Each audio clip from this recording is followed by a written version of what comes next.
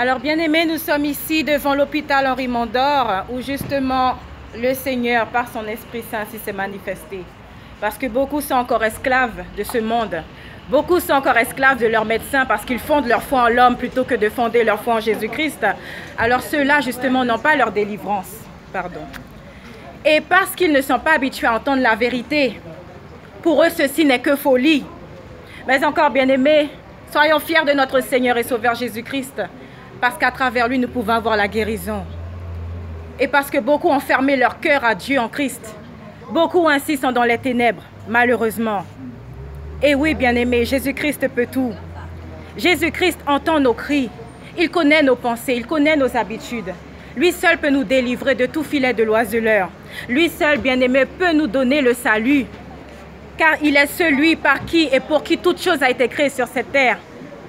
Et parce que beaucoup, malheureusement, fondent leur foi en la créature plutôt qu'en le Créateur, alors ils sont encore ancrés dans les mensonges de l'ennemi qui est encore invisible. Alors beaucoup disent Inch'Allah, mais sachez que Allah n'est pas un Dieu. Derrière Allah se cache Satan. Et oui, bien-aimés, il serait temps de le dire. Parce que beaucoup n'aiment pas la vérité. Beaucoup préfèrent se cantonner dans les mensonges. Et parce qu'ils croient tout savoir. Ils se fondent dans leur orgueil. Ils refusent d'entendre la vérité parce que le Dieu de ce siècle qui est Satan a littéralement fermé leurs yeux, fermé leur cœur au Dieu véritable qui est en Jésus-Christ. Donc c'est avec fierté, avec un immense honneur que je parle au nom du Seigneur Jésus-Christ aujourd'hui. Tout simplement parce que votre délivrance à compter de cet instant, vous l'aurez au nom de Jésus-Christ de Nazareth. Qui que vous soyez, bien-aimés, ne soyez plus dans la fiction, ne soyez plus dans l'oppression.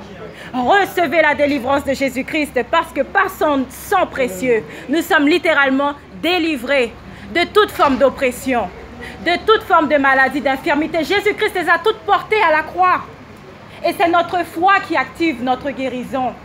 C'est notre foi, bien-aimés, qui fait si nous sommes libérés de toute forme d'oppression. C'est notre foi en Jésus-Christ qui fait si justement nous avons la force de nous lever tous les jours le matin. C'est notre foi en Jésus-Christ qui fait que nous tenons malgré toutes choses, malgré toutes les souffrances que ce monde peut nous affliger. Et oui, bien-aimés, il suffit tout simplement de recevoir le Seigneur avec un cœur d'enfant, un cœur humble. Humble pour recevoir sa parole, pour recevoir son amour, sa paix, sa joie divine malgré les tribulations, malgré les épreuves de la vie. Jésus-Christ est en vie, bien-aimés. Jésus-Christ est en vie. Et oui, bien-aimés, alors sachez que la foi, elle s'active. Elle s'active à mesure que nous lui ouvrions notre cœur. Ne vous cantonnez pas sur les choses tangibles, les choses que vous voyez au jour le jour. Mais littéralement, appelez Jésus-Christ, invoquez son nom. Et vous verrez ce qu'il est capable de faire dans vos vies, bien-aimés.